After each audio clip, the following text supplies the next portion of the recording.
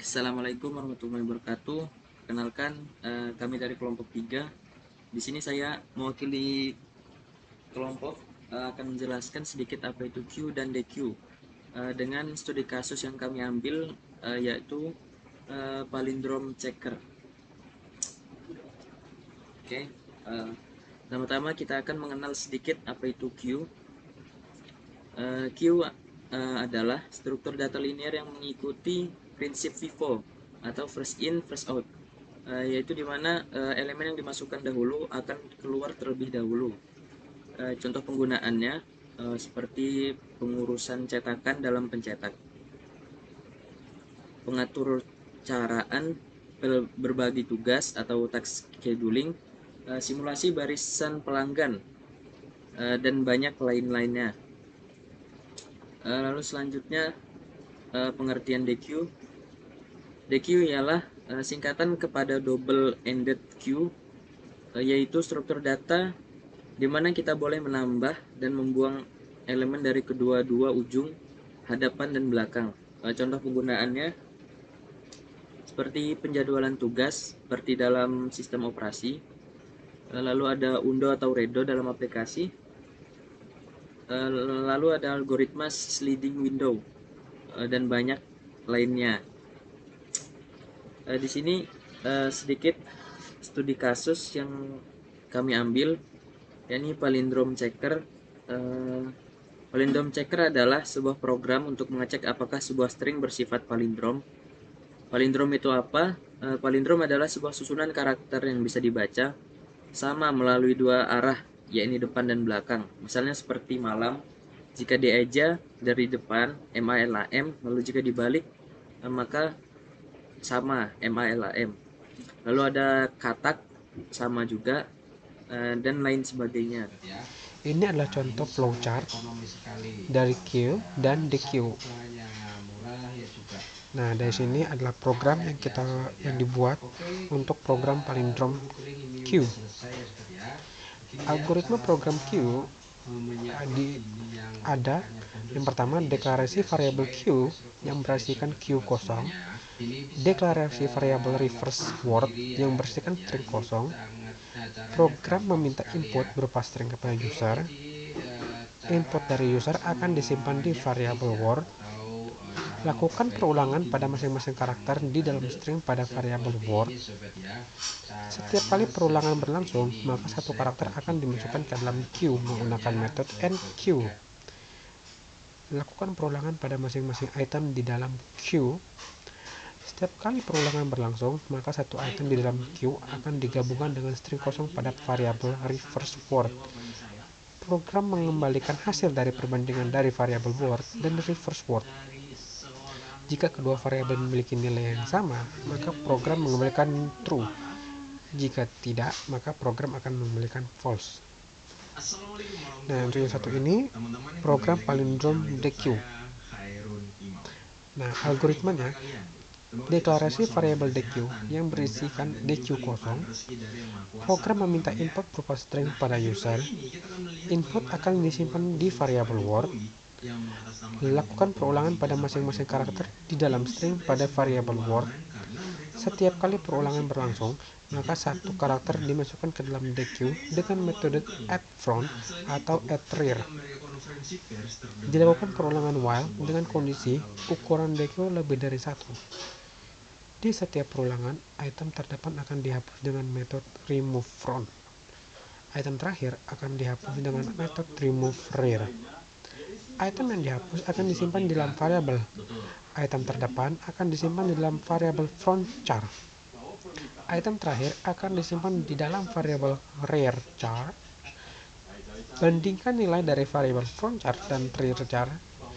Jika frontchar tidak sama dengan rearchar, maka program akan mengembalikan false dan program pun berakhir. Selain kondisi tersebut, maka perulangan akan terus berpelajaran hingga kondisi tidak terpenuhi. Item di dalam DQ itu habis atau kurang dari 1. Program mengembalikan nilai true. Terima kasih.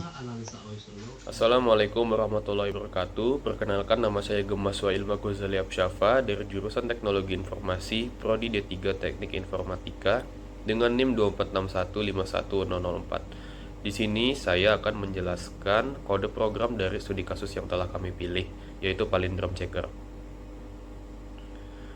Oke, untuk implementasi struktur data Q dan DQ-nya sendiri, di sini saya menggunakan bantuan external library yang bernama Python DS ya di sini. Yang dimana Python DS ini memuat berbagai kelas-kelas yang dimana kelas-kelas ini merupakan interpretasi dari suatu struktur data. Misalnya di sini ada Q, DQ, stack dan lain sebagainya. Baik, mungkin langsung saja ke penjelasan dari programnya. Di sini programnya saya simpan di dalam sebuah function yang bernama isPalindrome yang akan mengembalikan nilai boolean nantinya. Di sini saya akan menjelaskan versi yang menggunakan struktur data Q terlebih dahulu. Oke, pertama di sini function akan mendeklarasikan dua variabel. Yang pertama adalah variabel Q yang berisikan instansiasi objek dari kelas Q yang dimiliki library Python DS. Yang kedua ada variabel reverse word yang berisikan string kosong. Selanjutnya function akan meminta input dari user berupa kata atau kalimat, dan dimana kata atau kalimat string ini akan disimpan di dalam variabel word. Selanjutnya di sini function akan melakukan perulangan terhadap setiap karakter yang ada di dalam string pada variabel word, yang dimana nanti setiap karakter akan ditambahkan ke dalam variabel Q menggunakan metode enqueue di sini. Oke, setelah semua karakter disimpan di dalam Q, maka function akan melakukan perulangan lagi terhadap setiap elemen yang ada di dalam Q, yang dimana elemen di dalam Q itu sendiri adalah karakter-karakter yang sudah dimasukkan sebelumnya. Nah, di setiap perulangan, setiap karakter tersebut akan digabungkan dengan variabel reverse word yang merupakan string kosong tadi. Dan nanti hasil akhirnya akan berupa kebalikan dari string yang ada di dalam variabel word. Nah, setelah itu di sini function akan mengembalikan hasil perbandingan dari variabel word dengan variabel reverse word. Jika keduanya memiliki hasil yang sama, maka dapat disimpulkan bahwa kalimat atau kata tersebut bersifat palindrome. Namun jika keduanya tidak sama, maka dapat disimpulkan bahwa kata atau kalimat tersebut tidak bersifat palindrome. Oke, sekarang saya akan mencoba untuk mendemokan dari Palindrome Checker menggunakan struktur data Q. Namun di sini saya tidak akan menggunakan function ini. Saya sudah membuatkan function tersendiri, yang dimana function ini akan memperlihatkan proses bagaimana program ini bekerja. Oke, langsung saja di sini saya akan jalankan. Oke, misalnya saya akan memasukkan kata kota di sini. Nah, dapat dilihat di sini urutan karakter di dalam Q-nya. Jadi karakter pertama di sini yaitu K akan ditempatkan di karakter paling depan. Nah, di dalam Q itu elemen terdepan itu berada di paling kanan, dan elemen belakang atau terakhir akan berada di urutan kiri. Nah, di sini kalimat aslinya adalah kota, dan setelah dibalik kalimat asli tersebut adalah atok. Nah, karena keduanya ini tidak bisa dibaca dengan pelafalan yang sama, maka dapat disimpulkan bahwa kalimat kota ini tidak bersifat palindrom. Baik, sekarang saya akan menjelaskan kode Palindrome Checker menggunakan struktur data DQ. Sama seperti sebelumnya, saya menyimpan kode program ini di dalam sebuah function yang bernama isPalindrom, yang dimana function ini akan mengembalikan nilai boolean. Sebenarnya secara implementasi itu bisa saja sama, cuman di sini saya menggunakan pendekatan yang berbeda. Oke, pertama di sini function akan mendeklarasikan variabel deq yang merupakan instansiasi objek dari kelas deq yang merupakan kelas milik library Python DS. Selanjutnya, function akan meminta input berupa kata atau kalimat kepada user, dan yang nantinya string dari kata atau kalimat ini akan disimpan di dalam variabel word. Oke, selanjutnya function akan melakukan perulangan terhadap masing-masing karakter dari variabel word di sini. Kemudian masing-masing karakter tersebut akan ditambahkan ke dalam deq menggunakan metode addRear. Oke, selanjutnya function akan melakukan perulangan yang dimana kondisi perulangannya adalah selama ukuran atau jumlah item di dalam deq itu lebih dari 1, maka perulangan akan menjalankan beberapa proses berikut. Oke, pertama di sini deq akan menghapus elemen paling depannya, kemudian disimpan di dalam variabel frontchar di sini. Selanjutnya deq akan menghapus elemen paling terakhir dan disimpan di dalam variabel rearchar di sini. Kemudian di sini terdapat validasi jika nilai dari variabel rearchar tidak sama dengan frontchar, maka function akan mengembalikan false dan perulangan otomatis berhenti.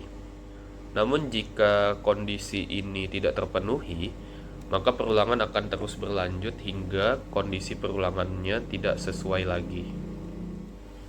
Oke, sekarang saya akan mendemokan kode palindrom checker menggunakan struktur data deq ini. Namun di sini saya akan menggunakan function lain, yang dimana function ini akan memberikan gambaran yang lebih jelas bagaimana kode dari program ini berjalan. Oke, langsung saja saya akan jalankan di sini. Oke, misalnya di sini saya akan menginputkan kata berupa kasur. Nah, dapat dilihat di sini urutan awal dari kalimat kasur ini di dalam deq akan seperti ini. Nah, kemudian di sini akan dilakukan pengecekan seperti yang saya bahas sebelumnya. Karakter terdepan dan karakter belakang akan dicek apakah keduanya sama. Nah, kebetulan di sini tidak sama ya, keadaan R itu tidak sama, maka perulangan akan berhenti dan function akan mengembalikan nilai false, yang artinya dapat disimpulkan bahwa kalimat kasur ini tidak bersifat palindrom. Oke, mungkin saya akan mencoba kata lain, misalnya seperti kodok. Nah, dapat dilihat di sini urutan awal di dalam deq-nya itu sama seperti kalimat aslinya. Nah, kemudian akan dilakukan pengecekan sama seperti yang sebelumnya. Karakter terdepan dan karakter belakang akan dicek. Jika keduanya sama, maka akan dilanjutkan ke perulangan selanjutnya. Nah, di sini sama jika karakter depan dan karakter belakang itu sama, maka akan dilanjutkan ke perulangan selanjutnya. Nah, di sini karena sisa dari item di dalam deq itu cuman D saja, yang dimana ini tidak memenuhi kondisi perulangan while di sini, maka perulangan akan otomatis berhenti dan function pun akan mengembalikan nilai true. Dan dapat disimpulkan bahwa kalimat kodok ini bersifat palindrom. Baik, mungkin sekian penjelasan dari saya. Kurang lebihnya mohon maaf. Wassalamualaikum warahmatullahi wabarakatuh.